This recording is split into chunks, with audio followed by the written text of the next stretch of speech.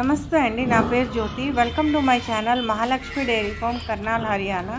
అయితే ఇవాళ పొద్దున్న మిల్కింగ్ చేసిన తర్వాత బఫెలోస్ని ఒకసారి మీకు చూపిద్దాం అనేసి వీడియో అంటూ తీయడం జరిగిందండి. ఈ బఫెలోస్ అన్నీ మన డైరీ ఫామ్ మహాలక్ష్మి డైరీ ఫామ్లో సేల్కి అయితే అవైలబుల్గా ఉన్నాయండి. అయితే ముందుగా ఎవరైతే మన ఛానల్ని సబ్స్క్రైబ్ చేయలేదో వాళ్ళు ముందు మన ఛానల్ని సబ్స్క్రైబ్ చేసుకొని లైక్ అండ్ షేర్ కూడా చేయండి. ఎందుకంటే మేము పెట్టే వీడియోస్ అప్డేట్స్ అయితే మీకు ఏ రోజుకి ఆ రోజు వెంటనే అయితే వస్తాయి. అయితే ఇప్పుడు ఈ యానిమల్స్ ఏవైతే ఉన్నాయో ఇవన్నీ ఫస్ట్ అండ్ సెకండ్ లాక్టేషన్లో ఉన్నాయండి. అన్నీ కూడా మంచి ముర్రా బ్రీడ్ బఫెలోస్ అండి. ఇవి మిల్కింగ్ వచ్చేటప్పటికి మనకు అన్నీ 16+ ఉన్నాయండి. ఫస్ట్ అండ్ సెకండ్ లాక్టేషన్లో ఉన్నాయి. ఎవరికైనా రైతు సోదరులకి బఫెలోస్ కావాలనుకుంటే రిక్వైర్మెంట్ ఉంటే వాళ్ళు కర్నాల్కి రావచ్చండి. కర్నాల్కి మీరు రావాలంటే ఫస్ట్ ఢిల్లీకి రావాలండి. ఢిల్లీ నుంచి కర్నాల్ అనేది 120 కిలోమీటర్స్. మీరు వచ్చే ముందు ఇంటిమేట్ చేస్తే నేను ఎవరినైనా పంపిస్తానండి రిసీవ్ చేసుకోవడానికి. ఉండడానికి కూడా మన దగ్గర అరేంజ్మెంట్స్ అయితే ఉన్నాయి. 15 to 20 మెంబర్స్ వచ్చినా కూడా ఉండడానికి అయితే ఉన్నదండి.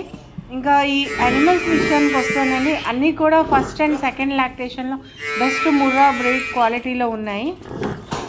అయితే ఫార్మర్స్ దగ్గర ఉండే బఫెలోస్కి మన డైరీ ఫామ్లో ఉండే బఫెలోస్కి కొంచెం తేడా ఉంటుందండి.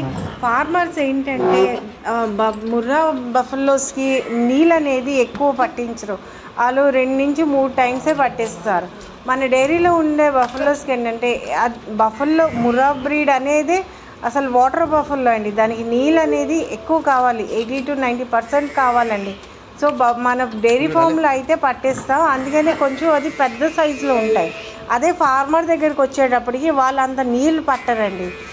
మా ముర్రా అనేది ఏంటంటే ఎక్కువ నీళ్ళు తాగుతుందండి. నీళ్ళు అనేది ముర్రాకి ఎక్కువ కావాలి అండి. మేతకు వచ్చేటప్పటికి గ్రీన్ గ్రాస్ అనేది ఎక్కువగా తీసుకుంటుందండి ముర్రా అనేది. సో ఇక్కడ దొరికేది కూడా ఎక్కువగా గ్రీన్ గ్రాస్ దొరుకుతుంది కాబట్టి గ్రీన్ గ్రాస్ అనేది ఎక్కువగా పెడతాం. సో అందువల్ల ఏంటంటే మనకి ఫార్మర్స్కి మన డైరీ ఫామ్లో ఉండే బఫెలోస్కి కొంచెం డిఫరెన్స్ అనేది ఉంటుంది. అండ్ నెక్స్ట్ వచ్చేటప్పటికి చాలామంది కాఫ్స్ గురించి అయితే నాకు కాల్స్ వస్తున్నాయండి. అయితే కాఫ్స్ అనేది మన బిజినెస్ కాదండి. కాఫ్స్ అనేది మన దగ్గర ఉండవు. కాకపోతే కాఫ్స్ అనేది బయట నుంచి తీసుకొని మీకు ఇప్పించాలండి. అది ఎందుకంటే మన డైరీ ఫామ్లోని కాఫ్స్ అనేది ఉంచాము.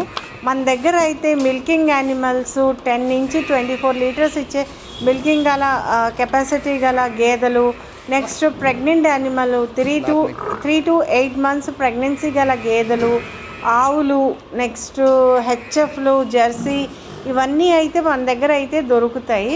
కాఫ్స్ కానీ ప్రెగ్నెంట్ కాఫ్స్ కానీ ఎవరికైనా కావాల్సి వస్తే అది బయట నుంచి మనం తీసుకొనే మీకు ఇప్పించాలి. నెక్స్ట్ వచ్చేటప్పటికి యానిమల్ ట్రాన్స్పోర్టేషన్ గురించి అడుగుతున్నారండి చాలామంది.